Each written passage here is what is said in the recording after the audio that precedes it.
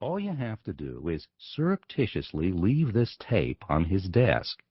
After he hears just a small part of it, he will have the brain functionality of an ashtray.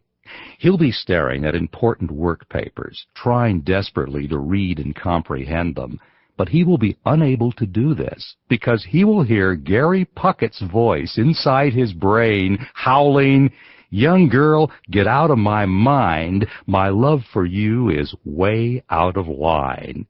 His career will be over.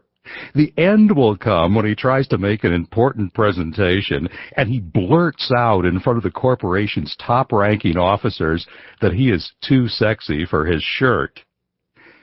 That is the kind of weapon this tape is. That is the power it has. Use it wisely.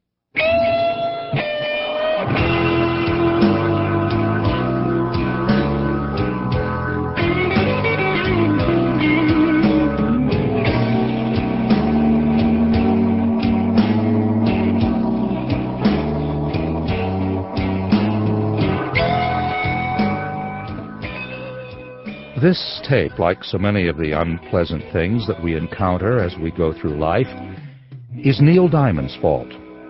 Here's what happened. One day, back in 1992, I was doing what I am almost always doing, namely trying to write a newspaper column, despite the fact that I have nothing important or even necessarily true to say. In this particular column, I was complaining about the fact that they never play any good songs on the radio. Now, when I say good songs, I, of course, mean songs that I personally like. For example, I happen to love Twist and Shout as performed by the Isley Brothers. And as far as I'm concerned, oldies format radio stations should be required by federal law to play this song at least once per hour.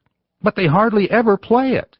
Instead, they play Love Child as performed by Diana Ross and the Supremes, which is a song that you can listen to only so many times.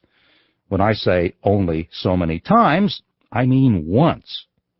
And if they ever do play Twist and Shout, for some bizarre reason they play the Beatles version, which, according to mathematical calculations performed by powerful university computers, is 1/10,000th as good as the Isley Brothers version.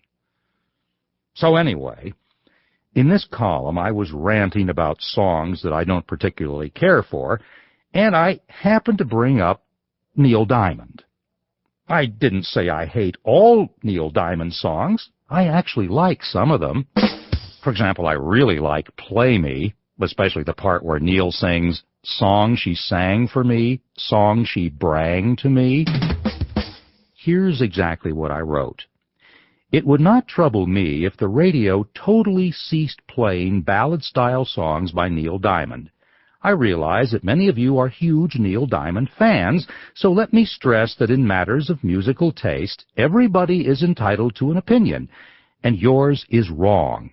Consider the song I Am, I Said, wherein Neil with great emotion sings, "I am, I said, to no one there, and no one heard at all, not even the chair." What kind of line is that? Is Neil telling us he's surprised that the chair didn't hear him? Maybe he expected the chair to say, "Whoa, I heard that." My guess is that Neil was really desperate to come up with something to rhyme with there, and he had already rejected "So I ate a pear," like Smokey the Bear, and "There were nits in my hair." So that was what I wrote. A restrained, fair, and totally unbiased analysis of this song. Who could possibly be offended? Well, you think Salman Rushdie got into trouble. It turns out that Neil Diamond has a great many serious fans out there, and virtually every one of them took the time to send me an extremely hostile, spittle-flecked letter.